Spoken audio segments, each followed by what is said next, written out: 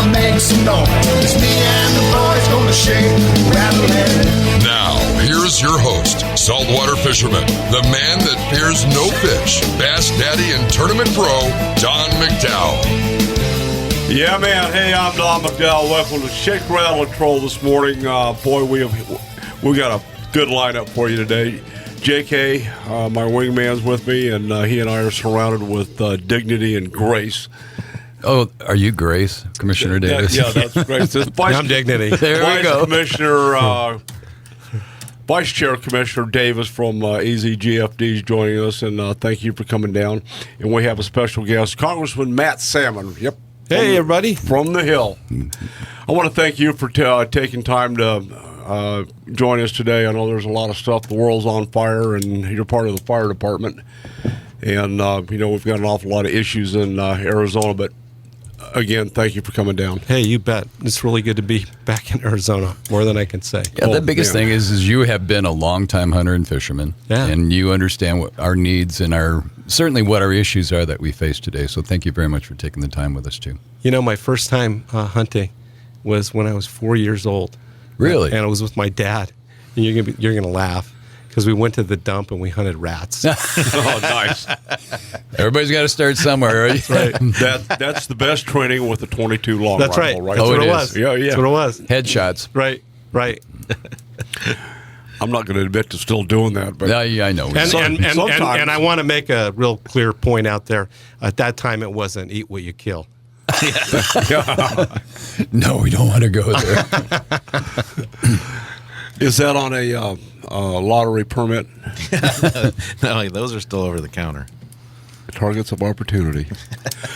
Well, let's get this thing rolling. We've got a lot of issues on the table, but a couple of them, Commissioner, we had a emergency session earlier in the week, and we talked a little bit about the Fish and Wildlife Service, the mandate from the Commission to the Department on the wolves. You want to lead us into that and have Congressman respond? Sure.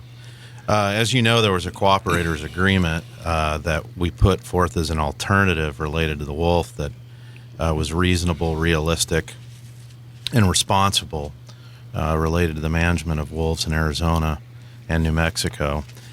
Subsequently, that agreement was rejected by the U.S. Fish and Wildlife Service, or basically ignored in their draft rule, 10J rule.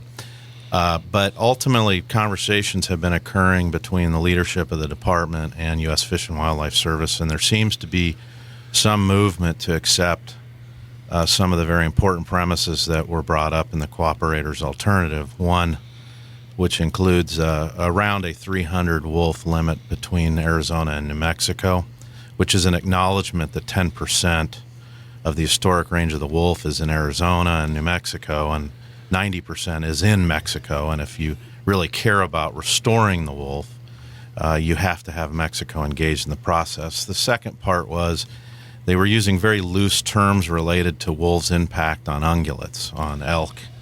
And the department and the commission is very strong in a position supporting the cooperators agreement that we needed to have recognition that at 15% impact on the ungulate population, that certain management triggers have to occur and need to occur to protect Arizona's elk population.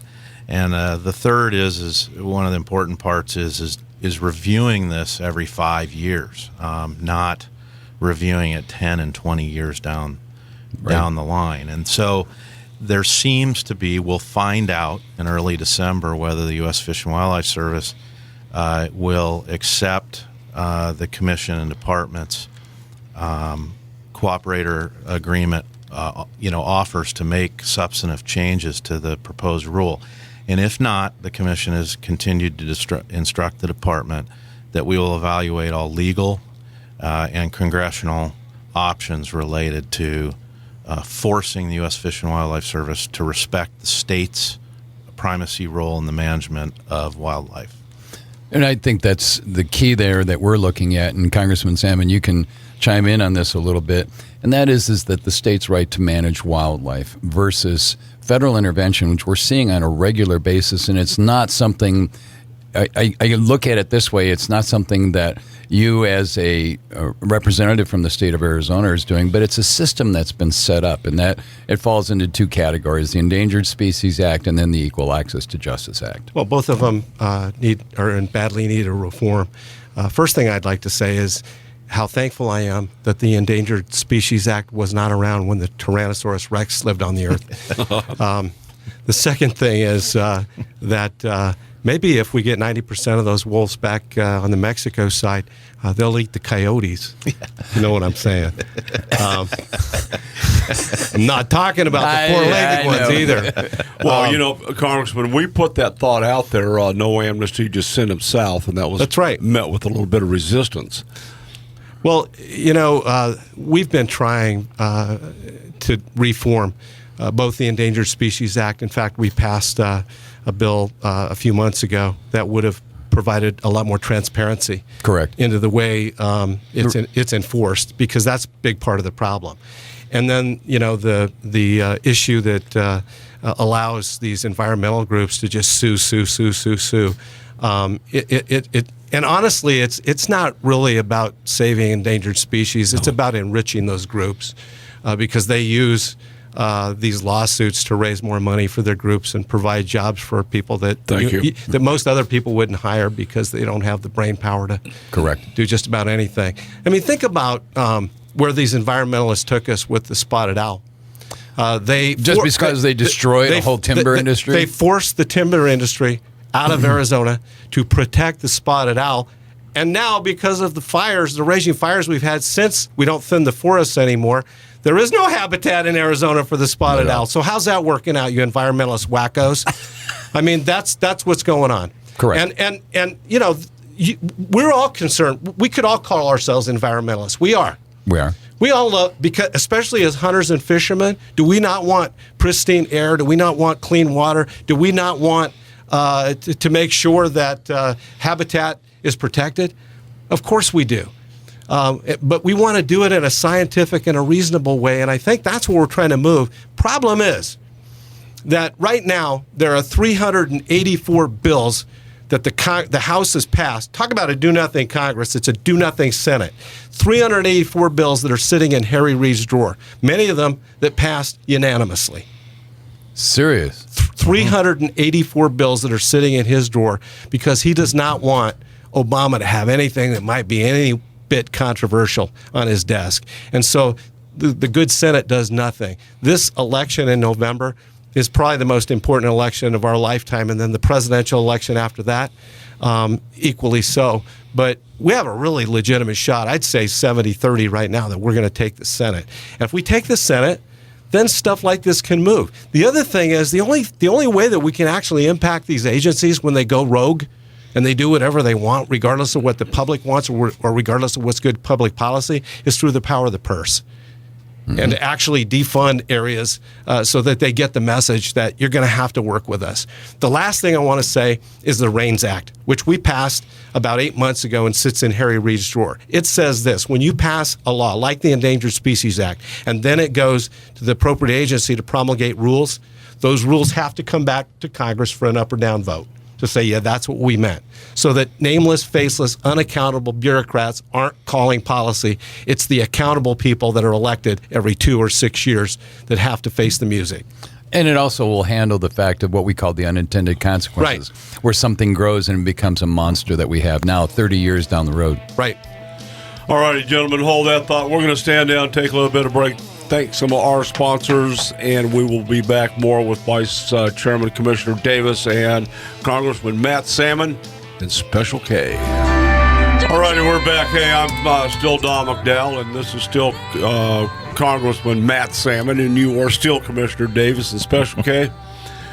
You have another acronym. We can't go there, but Congressman, you're making some pretty astute points. We've got kind of a log jam with Harry Reid, and he's been a major catalyst of traffic jams for quite some time. What's the probable success rate of this midterm election? Like I said, I think it's about 70-30 that we take the Senate. We need to take 6 Senate seats in order to take the majority.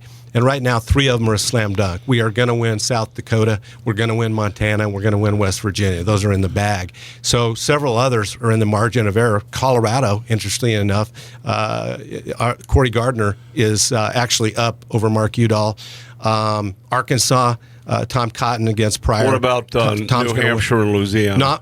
Both of them. Both of them, our candidates are up. Scott Brown in New Hampshire is up, and in Louisiana, they're hitting her she doesn't even have a home in Louisiana. It's kind of, a la Lugar, in Indiana, where they attacked him on not having a residence. That defeated him. She actually lives with her mom and dad in Louisiana, and the ads are that Landrieu doesn't pay Louisiana taxes, and they're creaming her. In fact, I was in Louisiana a few weeks ago hunting alligators, and I saw my man right there. And I got a real nice one too, and we'll have some nice shiny boots to show you. There you go. I want to see those when that's you done. you will, believe me. Anyway, every other commercial on the TV was attacking Mary Landrieu. I think she's going to go down. Alaska, Begich is in serious problem. Michigan. There's Iowa. These are states that are actually looking like we're going to win them. So I think that getting to 6, we have one incumbent that is, right now in a little bit of trouble. It's Pat Robertson from Kansas. But other than that, we're in really, really good shape. And I think I can't bet on it legally, but no. If I were a betting man, I'd say the odds are pretty good. We're going to take it. Okay, in a perfect scenario, suddenly we gain the majority in the Senate and we have it in the House. Right. What do you think, prognostication-wise, what do you think is going to happen with all these bills? I think that we need to do exactly what we did with Bill Clinton when we had the majority of the House and the Senate. We were working with him, and that is Chinese water torture, and keep laying him on his one at a time. Keep laying him on his desk, and let it be clear to the American public: it's not a do-nothing Congress; it's a do-nothing president. And I think he's going to hate that. In the last 2 years, we keep giving him common sense bills that force him to explain to the public why he's not for good government. Well, don't you think, too, Congressman, that in the last 2 years, for him to be able to get anything done that he thinks is important, that leadership would then also have a great negotiating position with these bills? Absolutely. But then there is one caveat, which nobody, has really anticipated. I don't even think our founders anticipated a president that was so fast and loose with his presidential powers and ignoring the Constitution and the separation of powers as he constantly does. I mean, he's talked about granting mass amnesty. Mm-hmm. In fact, he promised that he was going to do it by the end of August, and then realized when Mary Landrieu and Pryor came crying to him, "Don't do that or we'll lose our elections." And so out of politics, he decided to wait until after November to do an unconstitutional act. That's the real problem, is that this president stated real boldly and arrogantly, "I have a pen and a phone, and I'll do whatever I want to do. I'm a king. I'm not a president." And we're going to have to figure out different ways to reel him in because he has way overstepped his prerogative and his constitutional powers. Now, you had the opportunity to work in the Congress under President Clinton. Right. And on a comparative basis, how would you compare the term that you're now in with President Obama? I say this all the time, and I think it's real ironic. I never thought in my wildest dreams I would be nostalgic for Bill Clinton. Wow. But I am, because this guy and the Democrats, if they were honest publicly, they cry to us privately all the time about how they don't like him either, because he just has no respect at all for the Congress, for the institution. He won't work with anybody. If I were a Democratic congressional representative, I think I'd be a little bit upset, because all you're doing is sitting there twirling your thumbs. Nothing's going on. What's really frustrating, John, is that they ought to be ashamed of themselves for not standing up for the institution of Congress and the separation of powers. It was Republicans that went to Richard Nixon and told him, "You're done." It was his own party. It was Barry Goldwater. It was John Rhodes that went to him and said, "You're done." Where is the courage? Where's the spine? Where's the integrity on the Democrat side to stand up to this president and say, "You know what? You're not a monarch, and you might be my same party." And I got to tell you something, John. Let me tell you, I would love to see us cut the corporate tax. We have the highest corporate tax in the world. It's 35%. I'd like to see it taken down to the Western average of 25 to see businesses coming back to the United States instead of manufacturing offshore. But if there was a Republican president and he enacted a corporate tax cut by fiat like Obama does, I'd fight him on it. Even though I want it more than life itself right now, I would fight him on it because it's unconstitutional. There's a way that you have to do things. Ooh. Wow. It's nice to see that he's calmed down this morning. Well, isn't I it? mean, he fits right in with, the shake, rattle, and troll attitude. Let me ask you one thing, and I don't want to spend a lot of time on it. We've got some heated up issues with his foreign policy in this last episode going into Syria. Right. What is the congressional attitude relative to giving permission to do that? I think that if we're going to do it, we need to stop pussyfooting around and we need to go in and clean house. I mean, we know that they pose a threat to the United States, to our national security. We know that they pose a threat to everything that we hold dear. We don't know how many of them have actually snuck into the United States. We haven't a clue because the borders are a sieve, and it's possible. I don't know how many. He's not listening to the military advisors. No, he's not listening to them at all because they want to go in with shock and awe and clean out these cockroaches, and he wants to pussyfoot around. And what he said was a joke 5 weeks ago with the Free Syrian Army, arming them and having them be the tip of the spear. And he said that was a pipe dream, a fantasy. And now they're the cornerstone of his plan. I mean, we did that with the Iraqi army. We trained them. We bought them weapons. And what did they do at the first sign of trouble with ISIS? They cut and ran and left their weapons. And that's why ISIS has the weapons. So we need to go in with everything we got and clean them out. And when he says there's no boots on the ground, it's just like he postponed the amnesty thing. There will be after November. Oh, yeah. And by the way, there are boots on the ground. There are 2,000 boots on the ground. He can call them whatever he wants. They're not wearing flip-flops. They're not wearing ballet shoes. They are boots on the ground, and it demeans them for him to say they're not there or there are no boots on the ground. They are there, and they are engaged. Well, the idea, if you and I are having a confrontation, and I say, Congressman, I'm going to come over to your house at 10 o'clock in 2 weeks, and I'm going to kick your butt. You going to be home? No. And Can you imagine if President Roosevelt would have stood up and said, these are all the things I'm not going to do to the Japanese? Oh, yeah. I mean, come on. That's not what a commander does. No. A commander leads with inspiration, and we don't telegraph what our strategy is. I think that a good leader, a good commander-in-chief said, all options are on the table, and you're going to wish that you'd never tangled with us. Can we take a break? No, this is getting good. I'm just, my blood's getting flowing now. Yeah. That's caffeine in you. This is just the way he functions. That's what I love about him. All right, we're going to stand down and certainly thank our sponsors for making this all possible. I'm Don McDowell with Special K and Mateo. Kurt Davis. That's hard act to follow, Commissioner. Yeah, it is. Can I nominate He's a congressman. I'm not. May I? He'd make a great commissioner. He'd be a great commissioner. Think about that. in your next life. Yeah, right. We'll be right back. Congressman, we're fighting an issue here, endangered species, and right now I'm feeling that's kind of like the hunters and the fishermen. We're endangered from the environmental litigants. Yeah. What can we do as sportsmen to help us with bringing back under ESA Section 6 rule for states to manage our own fishing game? I think that we need to deluge our members with phone calls and personal visits and town hall meetings, show up at their town hall meetings and bring these issues up. The one thing that an elected politician fears more than anything else is losing.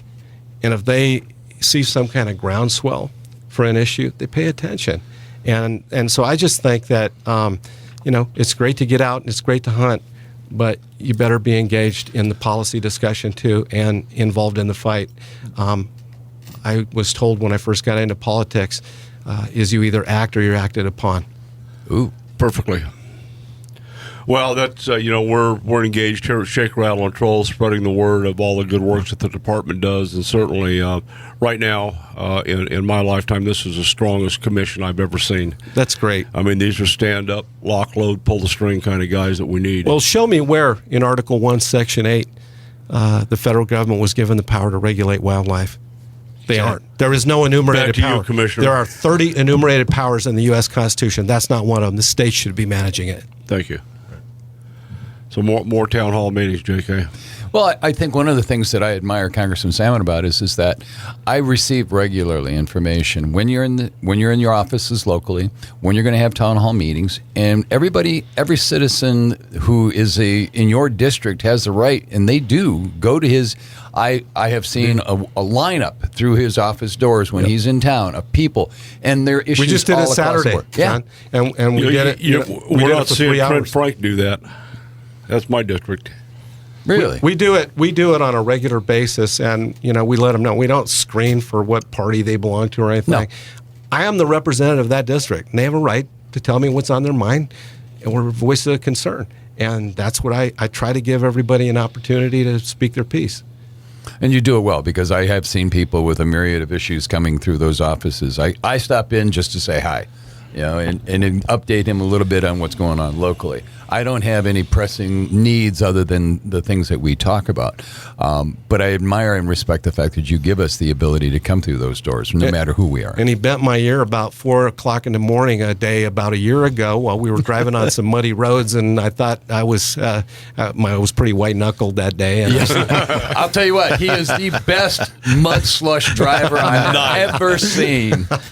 Everything you need to know about Congressman Matt Salmon is when during his first tenure in Congress, he promised people that he would serve. He put a self-limitation on his time that he would serve, and there was a lot of pressure, and I knew a lot of people myself that were pressuring him to rescind that promise, and quite frankly, probably would have gotten away with rescinding that promise, but he didn't.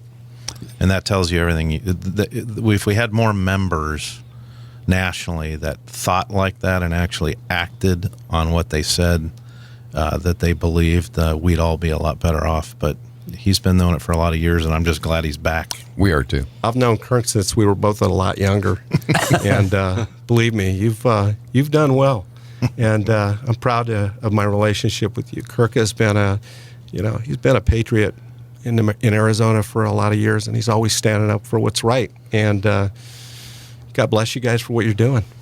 Well, we try and get the message out. The unfortunate part is that most of the people have jobs, they have lives, and when their particular thing is affected, that's when they scream the most. Oh, and yeah. even then, sometimes. But we're here. We're kind of like harbingers of, hey, guys, it's coming. You have to watch. You have to do this. You have to talk, and they don't. But this is what we're trying to do now. We're going to keep pushing people to do it. How many times have I been termed an alarmist? And then I months call later, him an alarmist. I say, okay. And then it happens. Didn't I tell you? Yes. I told you this was going to happen. Yeah. You know what? There are people in Washington who have a totally different mindset. The Constitution, it means nothing to them. And freedom means nothing to them.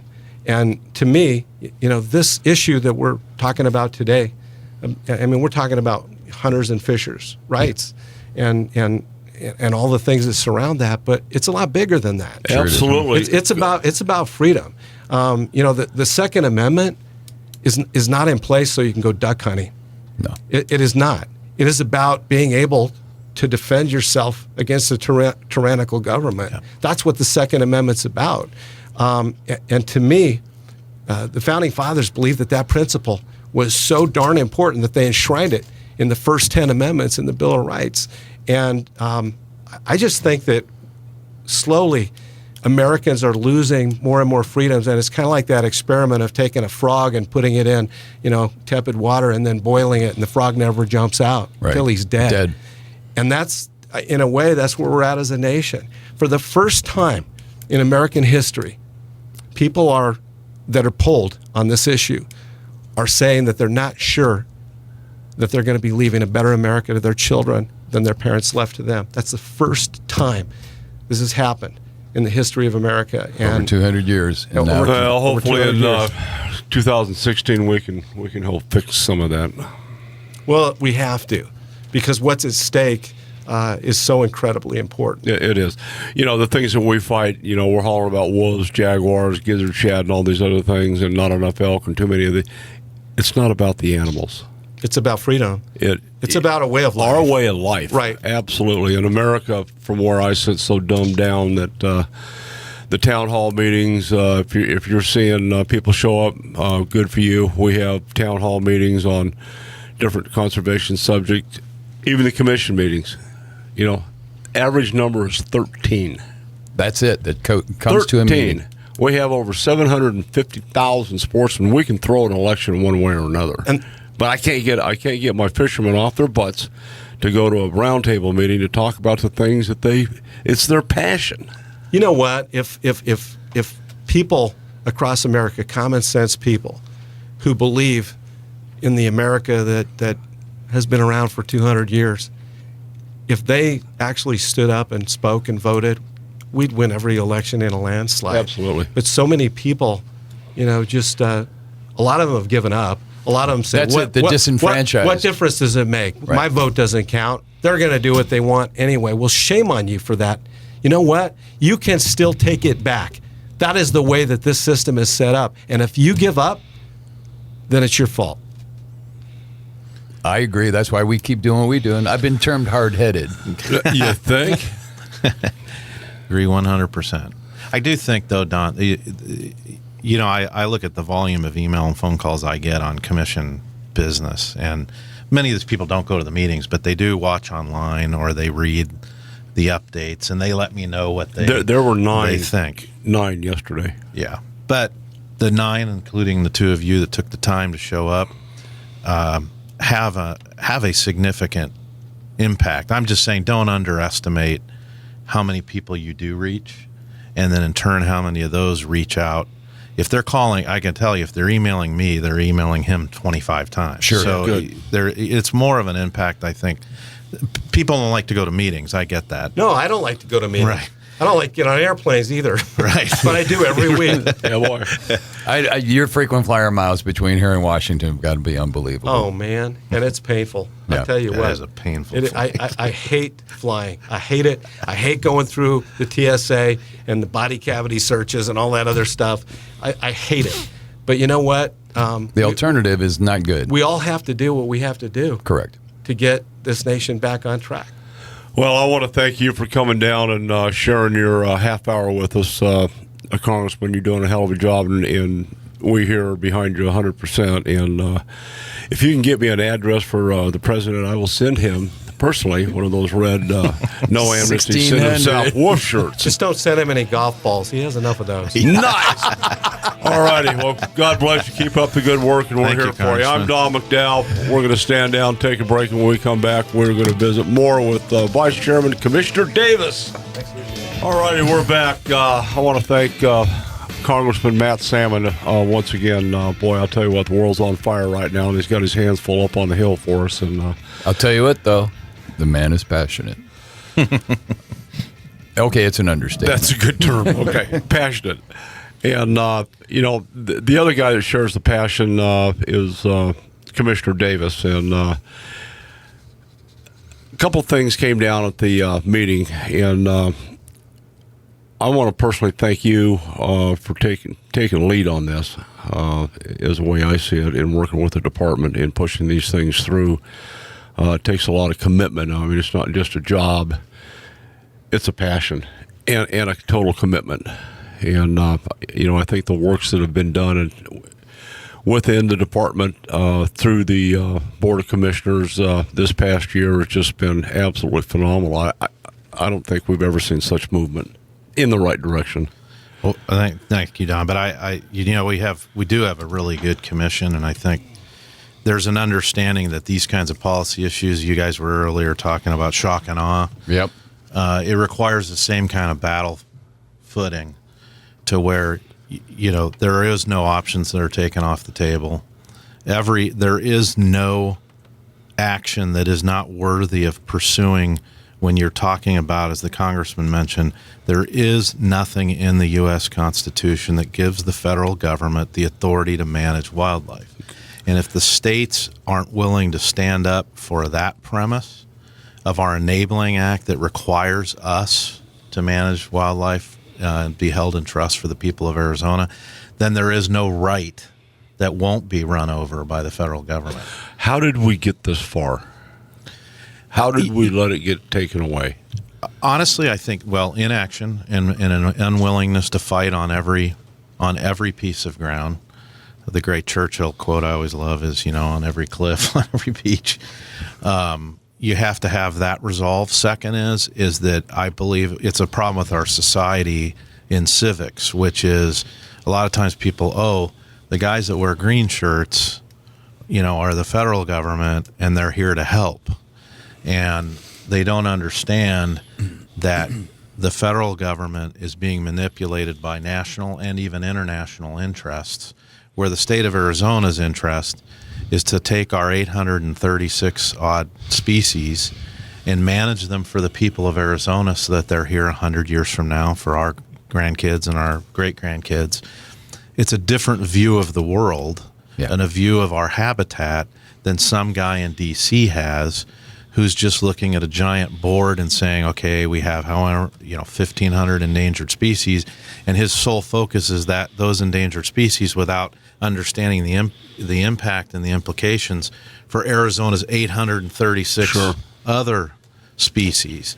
And but the people sitting at home is, the federal government here to help. And the people are also misguided in understanding two most important premises. One is the states spend about $8 billion on managing wildlife. The federal government spends about $1 billion. They're bit players in the management of wildlife. They are interlopers. They are sideline watchers. The people who are managing wildlife are right here in our state. Always have been. Yeah, and people don't understand that.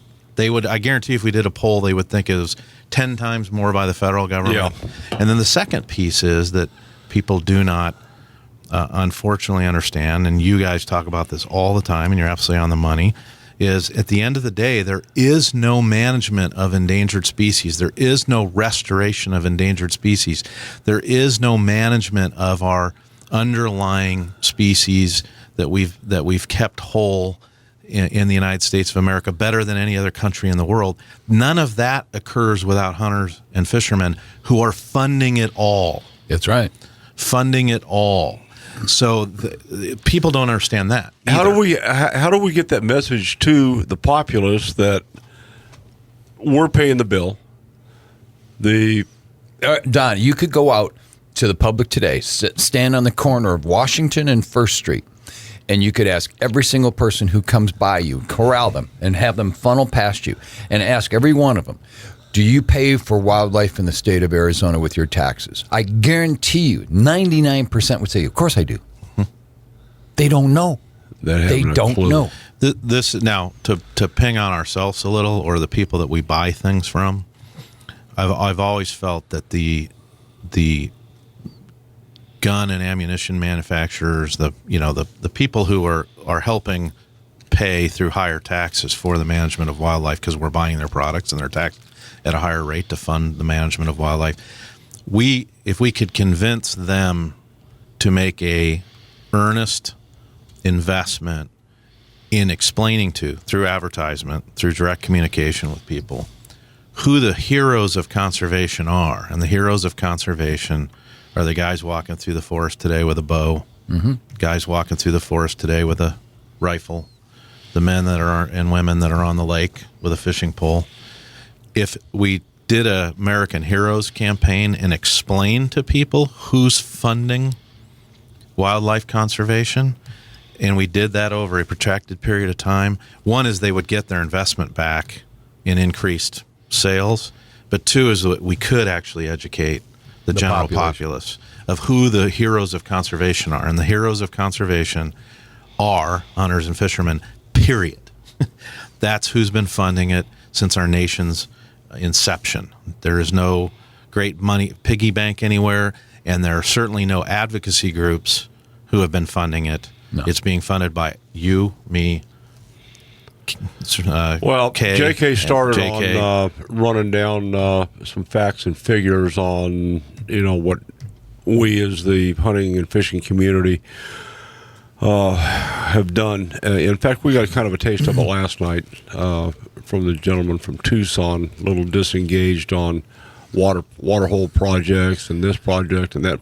So, It was an interesting conversation. There's a gentleman named Sparks who is going to be. He put his name in the hat to be a game and fish commissioner, and one of the premises that he came in on is that we here in Arizona need to have more water holes. We need to have more catchments. We need to do this. We need to do that. And I'm sitting at the table looking at him, going, "What? What?" I mean, I work on one a year, a minimum, and I looked over at Tom Mack, and I said, Tom, how many water projects you work on this year? He said, about 70. Yeah. And I'm looking down at the other guy, go, I don't know where you're coming from, but I mean, we're looking at $1 million plus a year that we put into water projects. Yeah. He said, we're not paying for this. You we're sit in hours and hours of meetings discussing. Oh, yeah. Absolutely. I want to share this cognition with both of you because it was pretty profound. I don't often have those kind of cognition. It's kind of like a slap in the face. I found myself listening to this gentleman, Commissioner, and immediately got extremely defensive about his remarks toward the commission. And the department. And having to bite my tongue, it wasn't the place to explode on this guy. I just thought that was odd, because a lot of times we're at odds with the commission, when you're the department, and you may not like your brother certain days, but you love your brother. Yeah, I'll fight and for by him. God, nobody is going to talk bad about your brother, but and, you. And that's the exact You earned that right. thing that happened last night, and you earned that right by participation. Yeah, you have to be part of the process, and too many times we have people that want to do things, but they don't understand the process, and or have been disengaged all along, but Yes. may be walking down the street going, I'm going to change, I'm going to make sure we do something. So, I mean, those are the people who scare me the most, and he presented a list of all the water projects that they've done, it was fairly impressive, but I thought, why aren't we coming to our table? I mean, why haven't I seen you? Well, and then he started taking shots at the sportsmen. Oh, I know. And that was when I disengaged from the conversation. So it's just interesting to see people present an attitude and how they convey things, and yet they're totally disengaged from the process. What it reminded me of was the McDowell Mountain Preserve. Oh, yeah. Your buddy McFarland or whatever his name is out there. I know who we're talking about. Oh, yeah. All right. We're going to stand down. Thanks to some of our sponsors. When we come back, I think we ought to talk about fishing. What do you think? Yeah. Nice. Hey, welcome to the second hour of Shake, Rattle, and Troll. If you're just joining us, you just missed Congressman Matt Salmon, hunter, fisherman, and pretty good guy all around, fighting the battles for us up on the hill, as it were. And that's what we try to do, is take the high ground and hold it. And we need to do that. Vice Chairman Commissioner Davis has joined us with Matt Salmon. And Commissioner, we started off talking about the wolf issue, and at the end of the last segment, I wanted to come back and talk about fishing. But before we do that, there was a injunction handed down to Wyoming that started their annual wolf season that has put the big gray wolves back on an endangered species list. What do you know about that one? Just that the injunction, and again, it's not based on science, unfortunately. No. The question of the day is quite frankly is how does Wyoming, handle this case, and hopefully we could potentially see multi-state action occur, with Montana, with Will that Idaho. be through WAFA? That would be an option. You have 3 attorney generals there that I think have all been pretty vocal about protecting against. No, they're all states. pretty good shots, from what I understand as well. Yeah, the state's I'm just rights saying. to manage their wildlife. But again, here we go. Single species management could destroy, multiple, and has already had a massive impact on the ungulate population. But if people care about seeing wildlife in places like Wyoming, other than wolves, you can't take these kinds of radicalized positions. And I think now the good thing about an issue like this is there's enough knowledge about the wolf and their impact in a place in Wyoming where the citizenry has begun to figure out a much larger scale about the need to manage that creature. Hopefully the backlash from the general population outside of just, the sportsman's community will begin to become invigorated. I take a look at, Wyoming has a basic population of 800,000 people, probably at the most, on a good day. I drove through there 20 years ago and spent some time, and I counted more antelope than I did people over a 24-hour period when I was driving their back roads and some of the back highways going up through Sheridan and all those places. And they know what their land is like up there. They're the ones who live it. They're the ones who are part of it. The big lies that all these environmental groups said of how the wolves will only take the weak and the sick or the young, it has been a preposterous lie. 80% of Yellowstone was not weak, sick, or old. I mean, it was basically you're bringing in a carnivore that is an absolute predator that they had absolutely no equipment to handle, no learning process whatsoever. We're dumping an animal that's 5 times bigger than what they were accustomed to in coyotes and going, deal with it. Yeah. Well, of course they couldn't deal with it, and they wiped them out almost. And there's no moose left in Yellowstone. I mean, what are we going to do in the future? Well, John, the fact of the matter is, with everything else, they're eating themselves out of house and home, and now they're starting on the bison. Well, if you don't have to be a biologist. I go fishing up there I try to go at least once a year up in the Wyoming, Montana, Idaho vortex. It is amazing over the last 10 years. I used to be in the river, and what I would see while I was flinging a fly in the river as far as wildlife was concerned. No, wait a minute. And now you don't I'm going to have to talk to Gary Stinson on that, flinging a fly in the river. Nice! And you don't see you do not see. Oh, yes, but they've created wolves have created new rivers. Yeah. I would, again, the good news is when I've gone up there is that people that are outside the sportsman's community have begun to realize, one, the deleterious impact economically. Sure. Tourism-wise. If you go up there and you can't see wildlife, guess what? Those states thrive on people driving up in the old RV and bringing the grandkids and going to see wildlife. That's their economic base. It absolutely. In Wyoming, they, fortunately for them, they also have oil, but outside of that, it's tourism. Yeah, and that oil is in the southwest portion of the state. It's not up in that northwest. I mean, that's the Rogue River. Correct. That's all. It's all tourism based on. You go into Jackson Hole, and what do you see? You see the four corner arches based on antlers. Right. When you can't hear a bull bugling in the fall, that's disgusting. Yeah.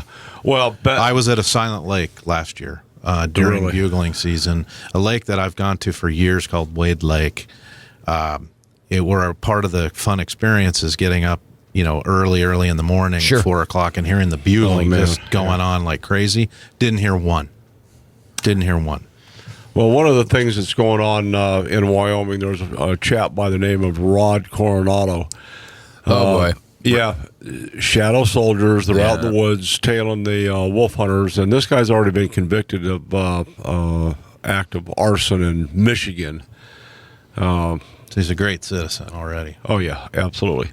But I don't know what their forte is. I don't know what they're using, a spoon. He's or a pot one of pan. the old eco-terrorists. Yeah, absolutely.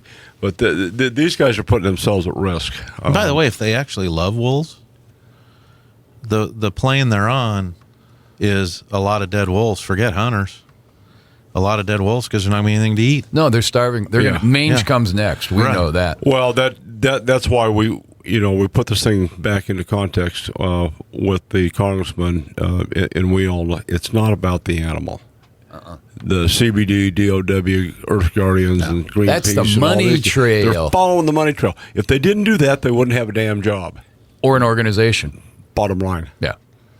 Yeah, you both know. I mean, we deal with it with multiple species. I mean, the eagle. We should be having parades about the success of, the bald eagle program. Now it's time to quit. Oh, you want to get me started on that again? And I don't blame you. It's again, that's just mismanagement, single species management, a fundraising train that people don't want to end, and it doesn't matter what destruction it's doing to other species. Right. Well, that's the thing we see coming out of CBD. We're inundated with their emails, pulling on people's heartstrings. And it's easy to donut. do. Puppy love. Yeah, it is. But, my comment to my grant writer, and bless her heart, she's a very kind, love, caring person, works for the director of the Sedona Humane Society. My question to her is, okay, I get it. They're warm, fuzzy, a magnificent animal. I agree with that. I also agree with Commissioner Davis that, back when this really started heating up, there's a place for all of God's animals on the earth. Okay? But we all grew up with Bambi. And how you, John, trying to protect these wolves at any cost, whatever they do, misbehave, how do you rationalize these guys hamstringing and ripping Bambi to pieces? How does that make you feel? And they all claim that's part of nature. Yeah, you're going to change your name to Juanita Woofy? Come on. That was the most hysterical part of that meeting up in Honda, where the guy came up to the mic and said, I am changing my name to Wolf, so I will be one with my brother. Oh, yeah. I almost gagged. Come on, get a life. I'm really going to miss, if this thing all settles down, I'm going to miss the commission meetings where we're looking at our dignified commissioners, listening to these people at the pulpit. I don't know how they sit there with a straight face. Oh, I swear, that to me is the most interesting. Thank you for your response. Yeah, I'm Appreciate sitting you back there here. peeing my pants, giggling, and it's just like, woo! What you do want to say is thank you for coming to a building that was built by hunters and fishermen and who are funding at $500,000 a wolf. Well, we're fighting similar stuff with the Mexican government. Putting a moratorium. They're telling us that we can't go catch their bluefin. Well, when did they come? Their bluefin. Absolutely. Yeah. So, anyway, when we come back, we'll finish that up and talk a little bit more about the saltwater side of life. And we have 3 fallen soldiers for roll call this week, unfortunately.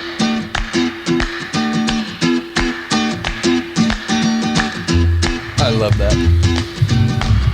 Should have brought your tambourine down today. No, I just like shaking it. Yeah, okay.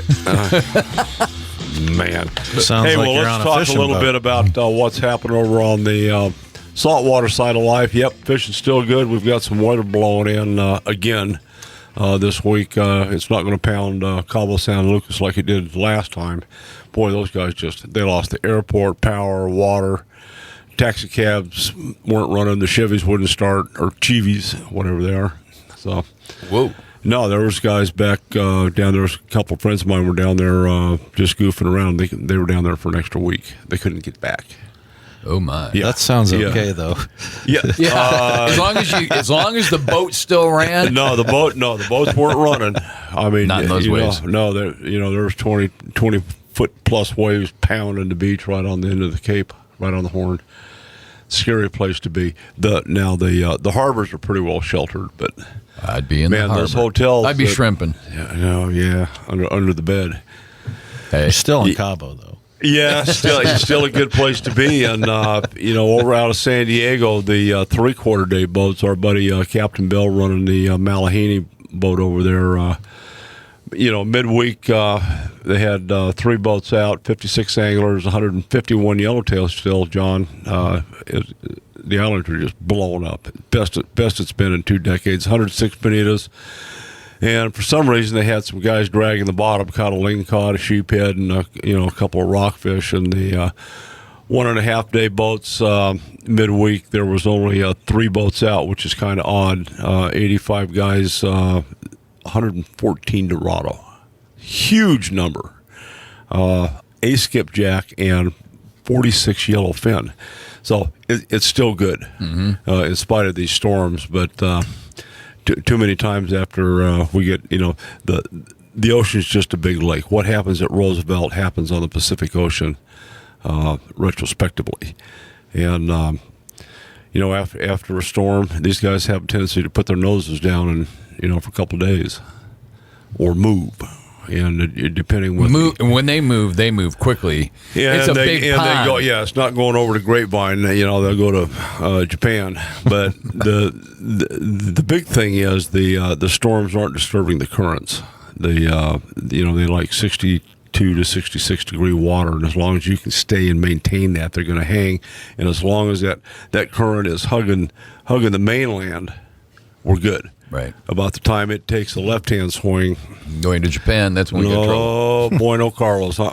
No. So it's all good. Anyway, my point is, if you guys still haven't gone fishing over on out of H&M Landing, there's still time. You can get a hold of Rick over there at 619-222-1144 and book a trip. Get it done, because it's going to end. We think, in talking with the guys over there, hopefully it'll hold through deer season, up to deer season. Deer season is upon us, my friend. Yeah, but now I'm talking about the bullet side. Bullet side starts in 2. 11-7. 10-9 for the kids. Well, that's it. By the way, the juniors hunt, 10-9, up in 23. We're going to be there, giving away a pair of Vortex. Oh, yeah. I got to get my turkey hunt over. Yes, you do. Yes, yeah. Me too. That's my next excitement. Is what unit? North Kaibab, 12. Really? Every year. I'm hunting off 33rd consecutive year. I'm hunting off your back porch up in 6B.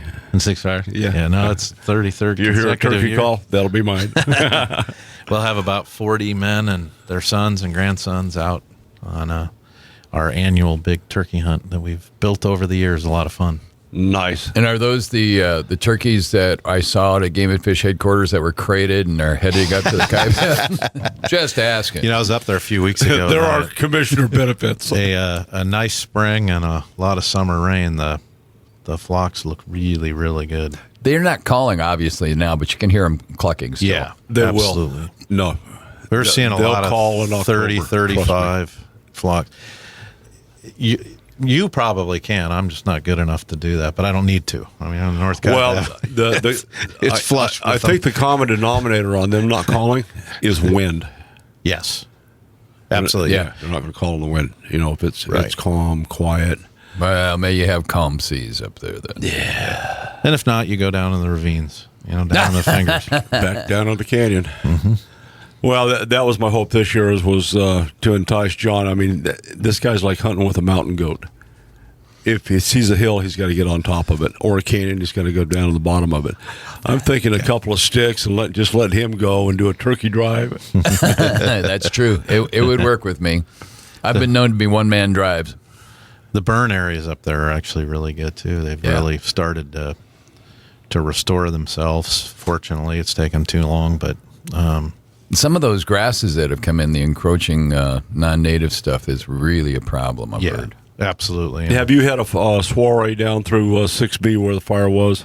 I haven't. No, I've not. I haven't either. And I was talking with Tom Mackin at the AZSFWC meeting. He said a lot of that southeastern side is closed due to the fire. I'm not quite tracking on why they'd shut that down, but I know why. I mean, one of the things we had when I had the tag up in 3A3C after Rodeo Chetaskai. And one of the issues that they had was they closed it down for camping at night because the trees were in heavy winds. Oh, they were just I sat there even during a day, and you could hear pow, pow, pow, pow, pow, pow, pow, and they were trees domino affecting, snapping. And if you're under them, you're dead. Yeah. End of story. That's how bad it got. I'd like to think I was a little smarter than the camp under a... Don, there are all kinds of people in the gene pool. That's why they put the signage out. The signage is for the low end so that they survive. God has this figured out. He has so many ways of getting rid of stupid people. That's just one of them. Yeah. All righty. Unfortunately, we're going to roll into roll call right now. And this goes back for last week. We had... 2 soldiers, and I'm going to talk about a civilian. John, if you would, please. Yeah, Marine Sergeant Charles C. Strong died September 15th, 2014, serving during Operation Enduring Freedom. He was 28 years old, of Suffolk, Virginia. Assigned to the 2nd Marine Special Operations Battalion, Marine Corps Forces Special Operations Command out of Camp Lejeune, North Carolina. He died September 15th in Herat Province, Afghanistan, in an insider attack. We also have Army Major Michael J. Donahue that we owe a debt of gratitude to and send him into God's hands. He died on September 16th, 2014, serving during Operation Enduring Freedom. He was 41 years old, of Columbus, Ohio. Died on September 16th in Kabul, Afghanistan, in a suicide car bomb attack. He was assigned to the headquarters in the Headquarters Battalion 18 Airborne Corps, Fort Bragg, North Carolina. And one thing we haven't talked about are the civilians that are embedded with our combat units. This gentleman, Stephen Bias, 39 years old, of Reynoldsburg, Ohio, was a member of the Defense Logistics Agency Land and Maritime out of Columbus, Ohio, was working as a supply specialist, was killed on the 16th in Kabul, Afghanistan, of wounds suffered from an enemy attack. He also was assigned to the Combined Security Transition Command, Afghanistan, during his deployment. And as always, our thoughts and hearts and prayers go out to these guys, their families, and people that they were serving with. I'm Don McDowell. That's the price of freedom for you last week. Give it a thought. We'll be right back. Lay me down. Well, the morning's kinda damp. I'm not worried about cutting the grass. Left my truck at the boat ramp and my boat is full of gas. My old boss thinks I'm sick today. He won't have me to harass, 'cause I'm out here on the river and he can kiss my big old bass. Oh, yeah, that can only mean one thing, James Guggenauer, the master rod builder from downtown Payson at Rim Country Rods, where the weather is always nice.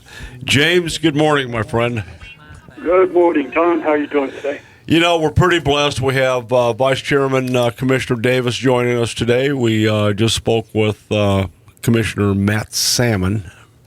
Congressman Matt Salmon. Okay. Sorry, Congressman. Okay. Don't we want it was a Freudian slip. Anyway, he's trying to take the high ground on the Hill in Washington for us, so that's a good thing.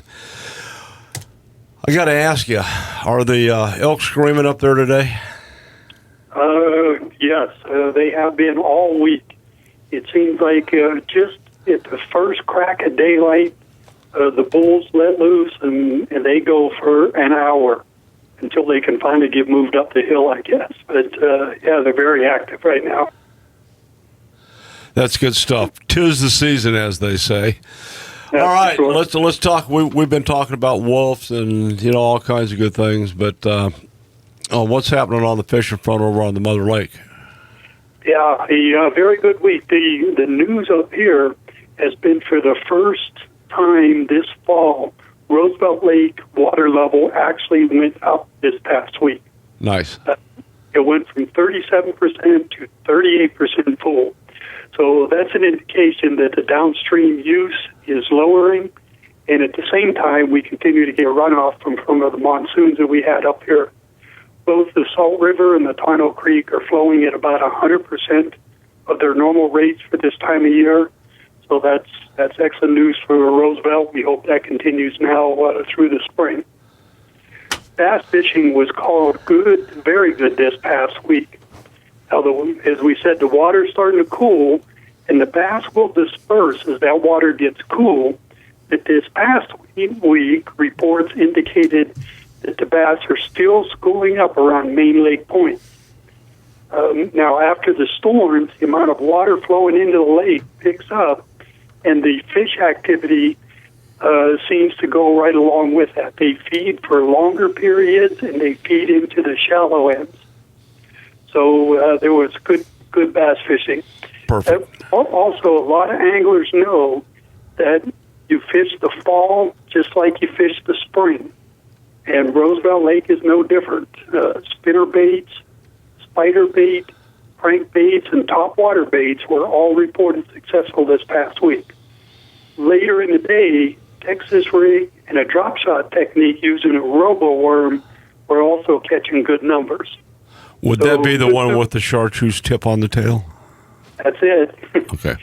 So good news from Roosevelt. A lot of anglers are are talking good numbers this past week. How about crappie fishing? Any news on that? Crappie fishing was called fair. And, as you know, Don, the crappie prefer more stable weather.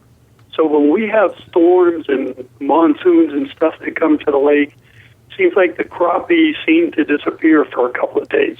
Well, I'm not. I'm like that myself. I actually prefer stable weather, and it gets real crappy. I don't go outside. I mean, it's simple. We're kind of telling people or the locals down there at the tackle box, they're kind of saying if you're looking for crappie fishing, pick the days where the weather is a little more cooperative. Now, the technique being used continues to be that vertical technique. We're finding crappie in 25 to 35 feet of water, and there always has to be some type of structure or cover nearby. So, find a nice stable day where the sun's out and the water's flat, and just kind of look for the bottom. The water's kind of clear down by the dam, so you can even see down 10, 15 feet to see some of the brush and stuff down there. So that'll give you a good idea of where to be fishing for crappie. Perfect. Anybody taking advantage of the trout fishing up on the rim lakes? Yeah, a couple of updates there. There are only 2 lakes now on the rim that are being stocked with trout, Willow Springs and Wood Canyon. And those stockings are going to end later this month, at the end of September. So there's still a lot of trout in those lakes up there. And up here, there's a lot of trout guys who, for the first time this year, are headed up to the rim to fish. They prefer to be up there when the weather's cooler, when there's not so much algae in the water, and for sure when there's less fishermen up there. And they're saying that you can go up there and fish some of those lakes. You can fish all day and never see another angler. No, yeah. Well, yeah, I love Willow Springs. There's something very right about that. Yes. Right. My own private lake. Right. JK, we talked before about guys that are going up scouting elk during the morning and evening, and then fishing some of the trout streams and lakes during the midday portion, and that seems to be working very well. That's called Arizona Surf and Turf. Nice. All right. So all good. And then, like you were saying earlier, Don, the news on the wolf sounds like at least we're getting some movement and some acknowledgement of things. So people up here are pretty excited to hear that news also. Well, I'd have to refer that over to Commissioner Davis. Personally, I think it's a real solid move. It's an equal give by the department, the commission, and the whole group that put together the alternative proposal, and we're upping to the maximum that we can see fit to work with. And I would pray that those people who really want to see wolf recovery would understand the impact of taking wolves, having maybe 150 in Arizona, and taking those real smart, good ones that know how to be wolves, capturing them at some point down the line and transplanting them in Mexico where they know how to really play. Well, I think one of the things that the Jim DeVos and Commission has done, there's protocols for the wolves that misbehave, similar to what happens to you and I. Go to jail. Do not collect $200. Do not pass go. Look, it's a little bit better for them. They get put in a wolf hotel. Yes. They get 3 squares, and they get the breed. Yeah, they get all the women they need. Yeah. There's something wrong with that. Yeah, what's wrong with that? To hell with the amnesty. I want to go to Albuquerque. There you go. Yeah. I don't know. This has been a long road. We fought a lot of battles. I don't believe this one was over, but the skirmishes, I feel pretty good about this one. Any thoughts on that, Commissioner? I think we actually hold some high ground on several spots of this battle, and that bodes well if we can hold our positions and have the people of Arizona support the notion that we're trying to do the best we can by all species. Any final thoughts, James? I couldn't agree with Commissioner more. We're glad to see this. It's a reasonable approach, and I've sent information to Mayor Evans and to Supervisor Martin, so they're all up to speed on what the latest information is, and all the feedback has been extremely positive. Any comments from Pete Alshire up there from Payson Roundup? Haven't heard anything, but as you and I know, Brother Don, we will.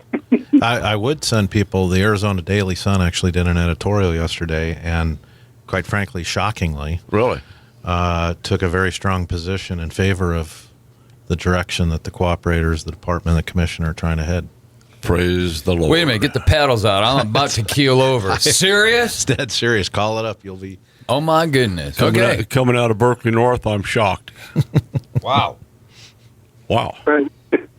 It's funny when you look at the data that you just can't dispute, and you look at it rationally, and you take all the emotion out of it. It's amazing how people come into line once they have the right data in front of them. Well, that's the key thing. The data's out there, whether you want to believe it or not, but you pull the emotion out of it, and you're left with a mathematical equation. These guys are following the money. James, we're going to wish you a good day, sir, and we will talk to you later on in the week. I appreciate it. Thank you. Have a good day. Jim Guggenauer, Rim Country Custom Rods. Check them out.com. I'm Don McDowell with Special K. Kurt Davis. When we come back, we're going to wrap it up.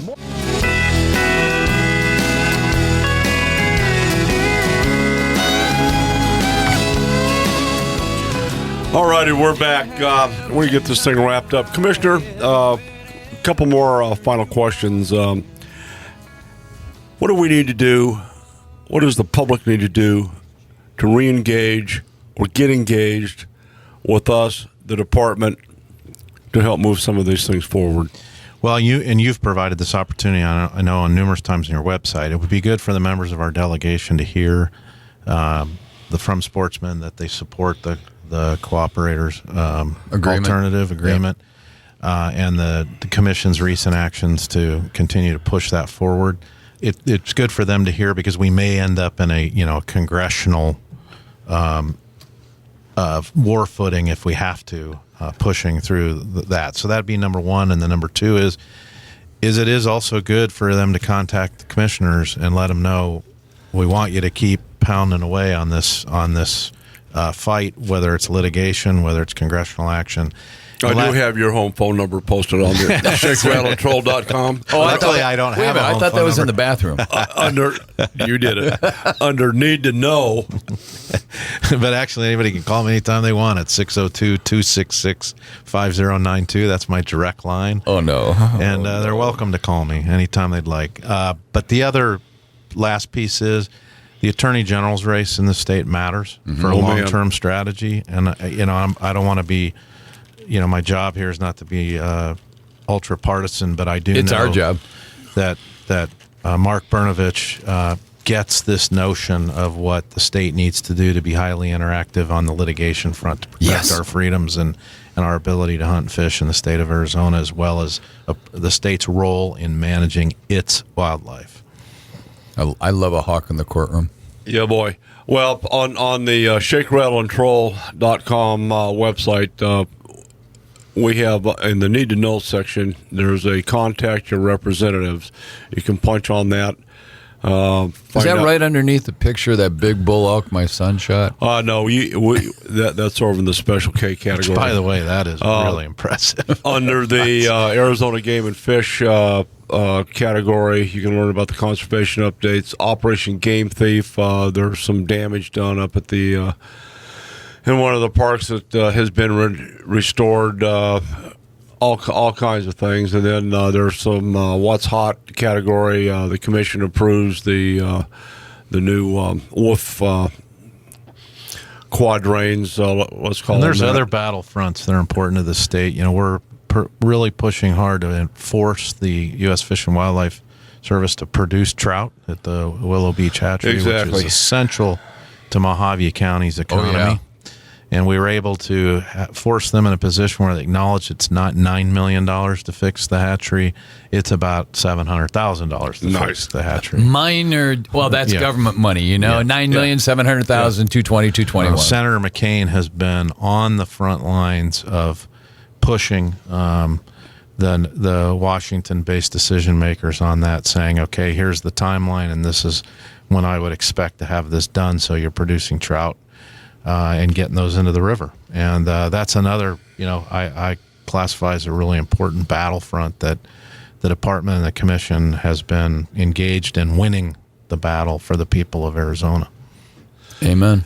Just out of curiosity, when you took your seat as freshman commissioner, did you know what you were stepping in? No, and I don't think any commissioner really can.